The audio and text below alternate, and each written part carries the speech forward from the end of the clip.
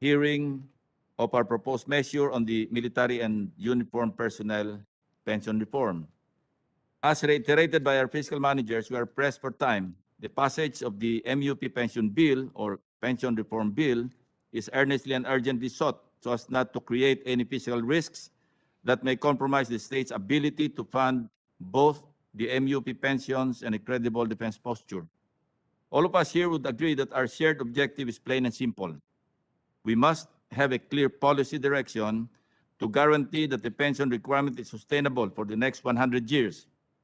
Nonetheless, we must be grounded in reality that our fiscal capacity is limited, while at the same time be very certain that we will not shortchange the welfare and interests of our uniformed retirees. Yet, the devil is in the details, so to speak. To keep everyone abreast of the many developments on the matter, let me lay down the following.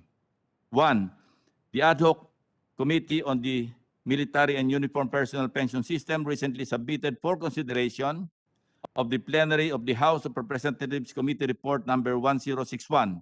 The fiscal improvements under said report are primarily derived from capping the growth salaries of active personnel to a maximum of 5% at any given year for the next 10 years. Two, the GSIS released the new actuarial study dated September 13, 2021, which caps the salary increase by 5% with automatic indexation for both existing members and pensioners and new entrants. The base case scenario at 7% interest rate fell to 5.7 trillion pesos from the previous 9.6 trillion pesos. Further, if a mandatory contribution scheme is adopted, the total funding requirements will be reduced to up to 4.4 trillion pesos. Third, last Monday, the Senate passed on third reading Senate Bill number 2376. Under Section 8 of that bill, officers and enlisted personnel of the AFP shall be retired one rank higher, but will only be entitled to retirement benefits of the permanent rank last held. The removal of entitlement to the benefits of a higher rank for new entrants, if applied to all new entrants of the various MUPs, will reduce the funding requirement from the base case or base scenario of 5.7 trillion pesos to around 5.5 trillion pesos, or a difference of around 225 billion pesos. The bill also provides for changes in the retirement age of officers in the military from 56 to 59 years old or 30 years of active duty, whichever comes earlier.